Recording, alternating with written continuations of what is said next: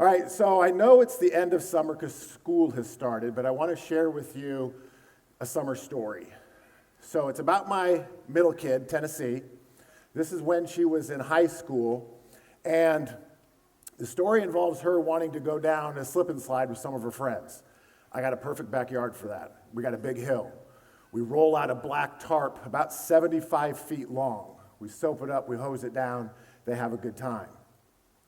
When they're going down, in this instance, and actually I'm going to show you a video of this, and I want you to pay attention to their screaming because it is full of joy and excitement. And that's what I want you to experience when you see them experiencing this giant slip and slide. Now, to be honest though, towards the end of the video, see if you can pick up on it because the screams of joy turn a little bit to screams of fear. Because at the end of the slip and slide, there's about a 20-foot run of grass where they slide to a stop. Well, they realize they're going too fast, and they're going to zoom right past that 20 feet of grass and careen off into the ditch that's full of bushes and shrubs and thorns. So as you're watching this video, pick up and listen to the screams of excitement and see if you can pick up when it turns to screams of fear. So let's go ahead and watch this video.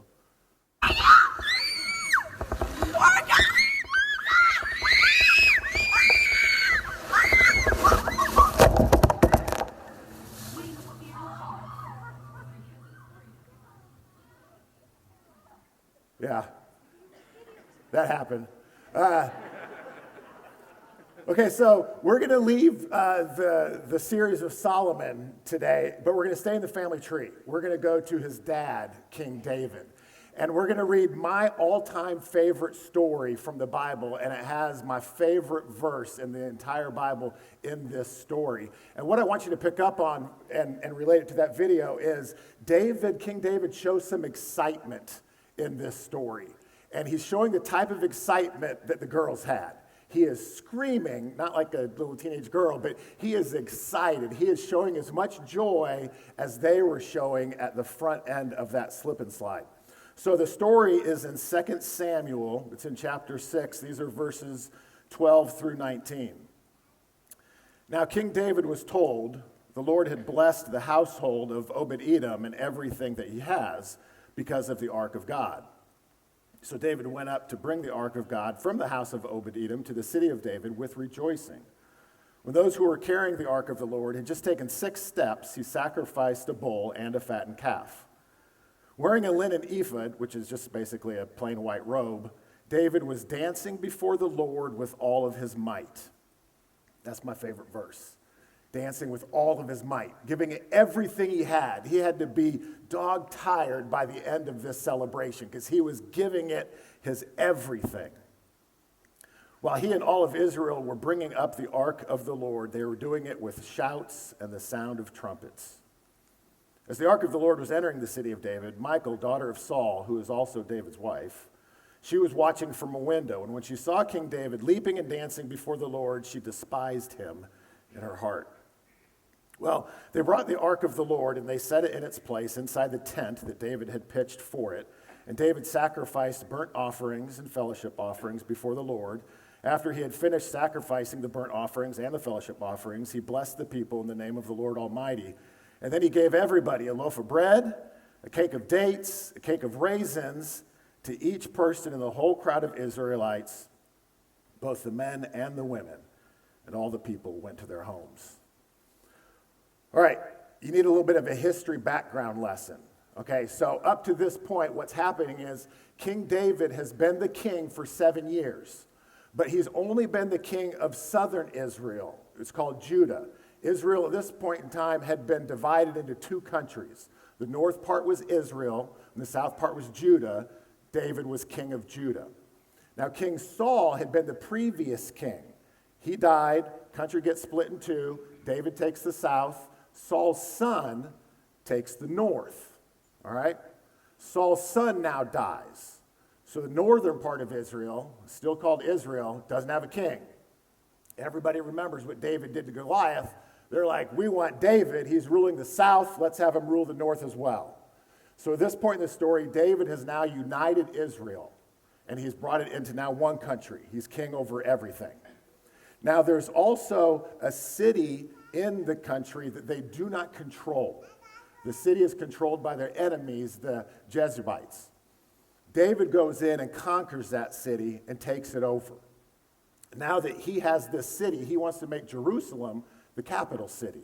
And it has a nickname. It's also known as the City of David. And so that's why he's bringing the ark to that capital city. But he's bringing the ark because he wants God to be at the center of everything that's happening. Okay? This story is taking place in the middle of 2 Samuel. If we go back to 1 Samuel and we start reading what's happening, you'll start hearing less and less about God. You'll start hearing less and less about the law, about the Torah, about the Old Testament, about Moses. Less and less and less. And now we're at this point in the story, and David is saying, no, I want God to be more and more and more. We need to talk about him. We're going to bring the ark back to the new capital city of Jerusalem. The ark. What's the ark? It's important. It's old, though. It was built 400 years before David. Inside the ark are the 10 Commandments. The stones that God wrote the commandments on and gave to Moses have been put in the ark. Also in the ark is manna. That's that miraculous bread that God gave the Israelites when they were in the desert for 40 years after escaping Egypt. God would miraculously provide this manna in the morning on the ground. They'd pick it up and they'd eat it, and that was their meals for the day. Some manna is in there. Moses had a brother named Aaron. Aaron was the very first high priest of Israel, so he has a special rod, a staff, a holy stick. That is also in the ark. The ark isn't very big, but it is completely gold. It's only about 3 feet wide, 2 feet deep, 2 feet tall. At the top of the ark are a couple statues of cherubim, angels, and their wings point to the center. Right there above those statues of angels on the ark, that is where God lives. His spirit sits right there on top of the ark. Now, nowadays, his spirit lives in us because Jesus has been here. But back in those days, Jesus wasn't here yet, so God sat on top of the ark. That's where he resided, his spirit. So now David is bringing the ark. Literally, he's bringing God back into the capital city of Jerusalem. So this is why he is so excited. And I love it because David is giving us the perfect example of celebration without going too crazy. All right? He is letting his emotions show for sure. And it's happening naturally because of what he's realizing. God is here. God is on the ark. God is coming into Jerusalem. How can I get any more excited than this? But what's neat too is he doesn't let his emotions run wild. He doesn't get controlled by his emotions. He's reacting appropriately, just like we all do if we're watching our favorite team score a touchdown or a last-second winning shot. We jump up, we high-five, we scream like little high school girls. David's kind of doing the same thing, chest bumping all of his friends. He's excited, using all of his might, but he's not being reckless. He's not being disobedient. He's celebrating in an appropriate context. It's perfect. He's in control of his emotions, but he's definitely letting his emotions show.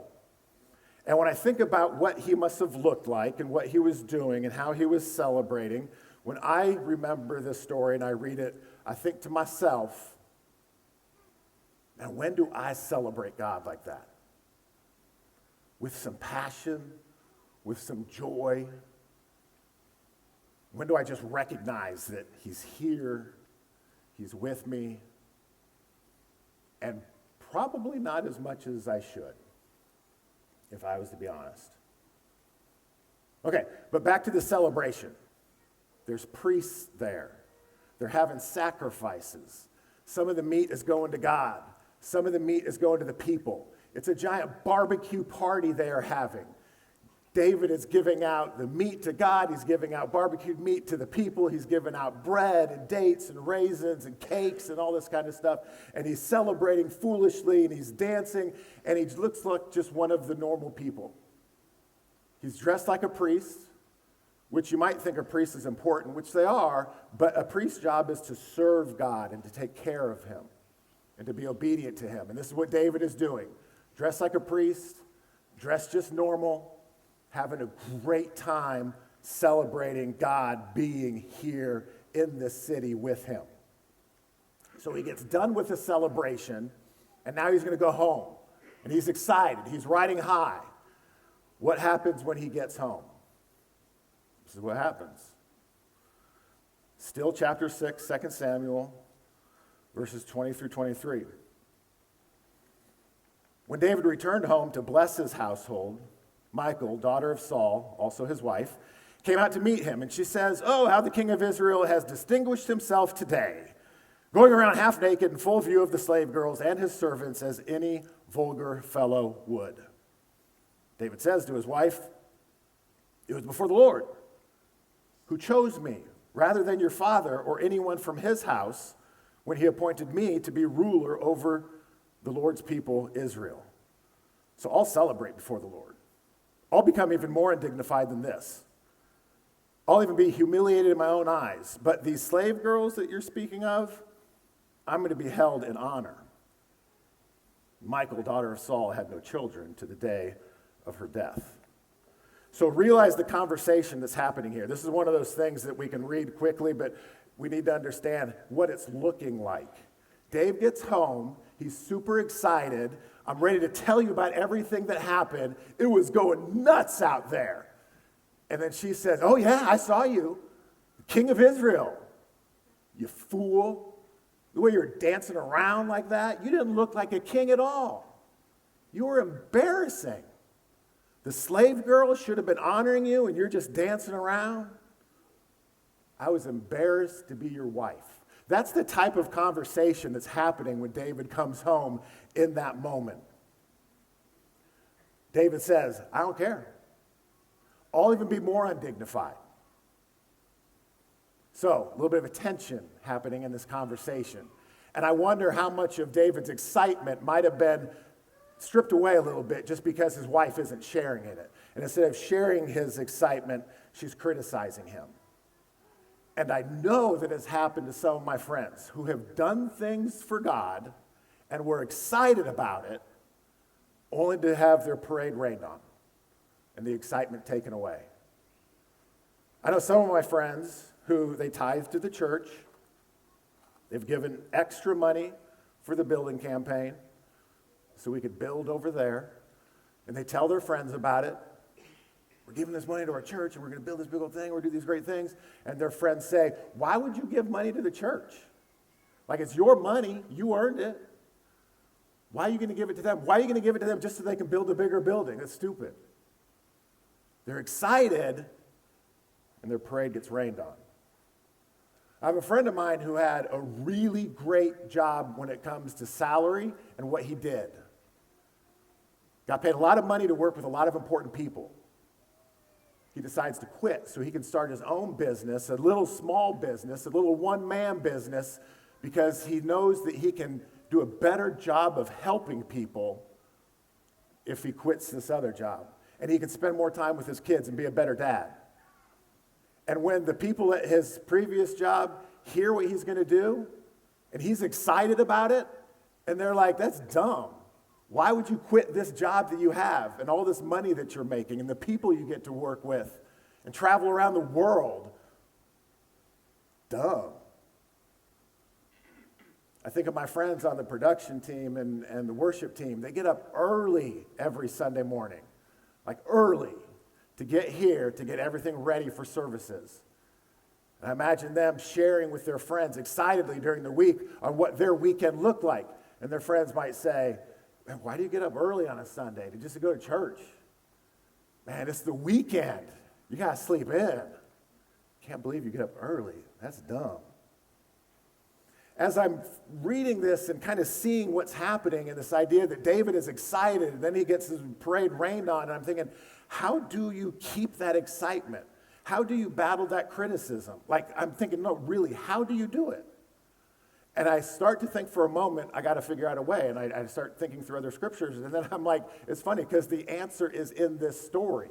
David gives you the answer. He's confronted with this criticism. And his answer is, I don't care what you think about me.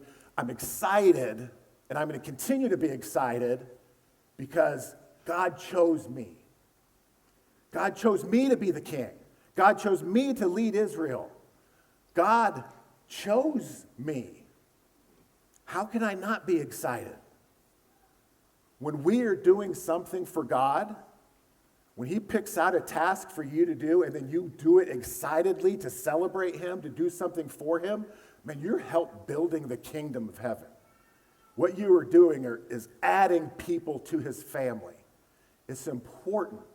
God picked you. So now when you're criticized, you can say to them, no, I'm doing this thing because God picked me to do it, and I love him, and I want to obey him, and I want to make a difference. That's why I do this thing.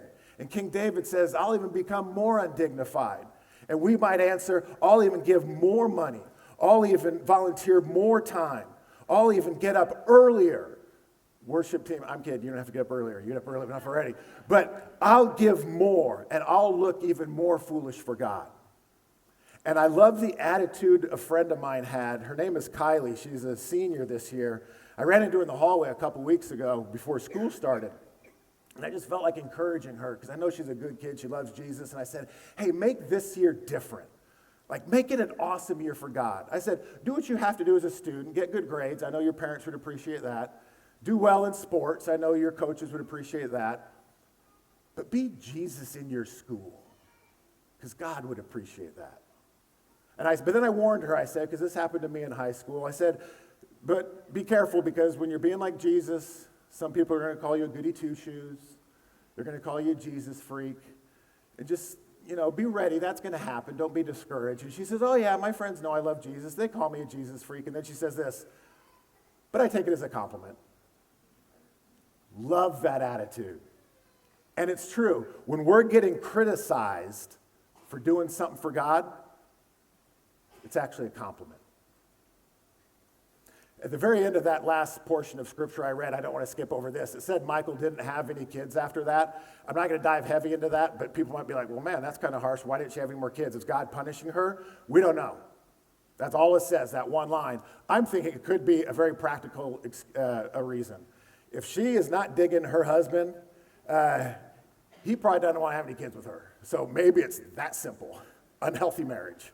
Not sure, but that could be what's happening there. Okay, back to the story that I told about Tennessee, the video we saw at the beginning. So she's going down the hill, super excited. Things are going great. They're screaming, woo! And then they get to the bottom, they realize, woo! And they go in, hard right turn.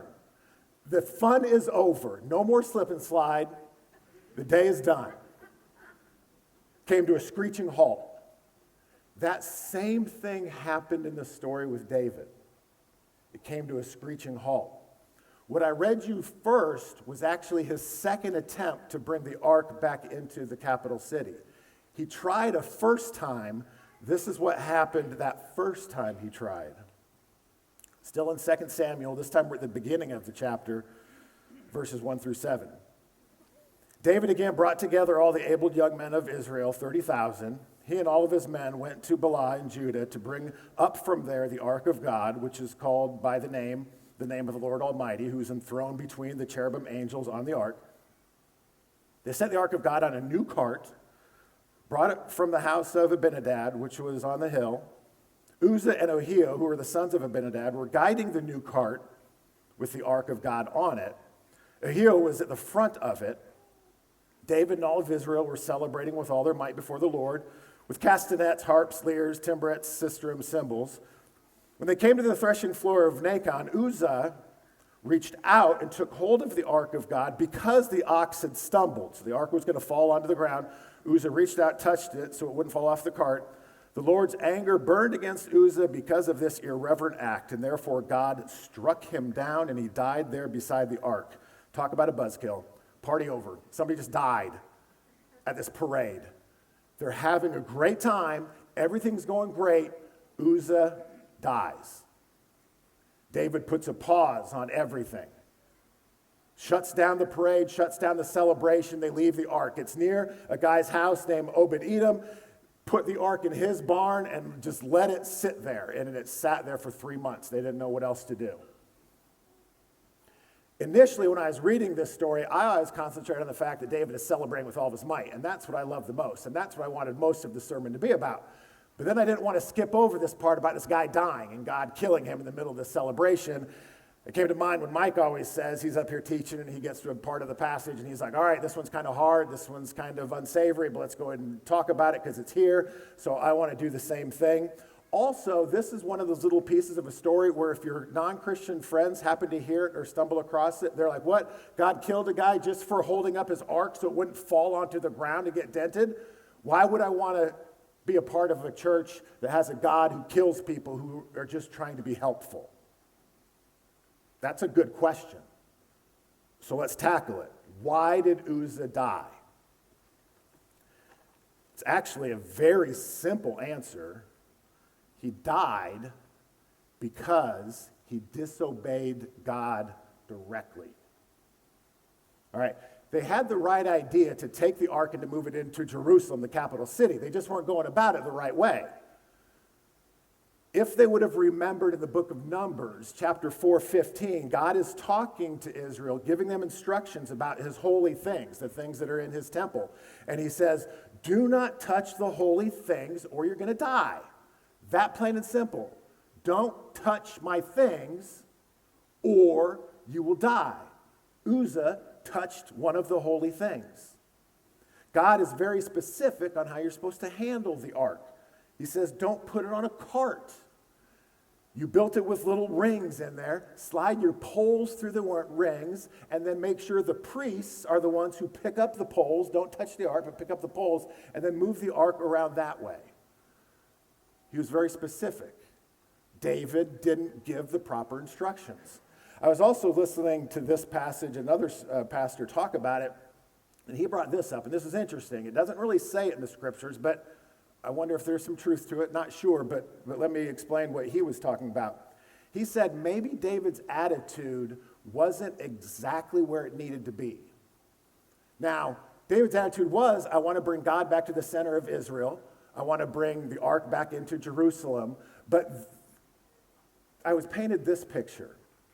David is bringing the ark into the capital city, but it's a new capital city that he has conquered and is going to have his name attached to it, the city of David.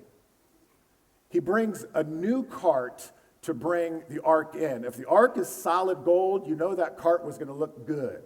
It was a new cart. So David built a new cart that probably looked almost as fancy as the ark, and that's what they're bringing into the city. David brings in 30,000 of his men to help celebrate.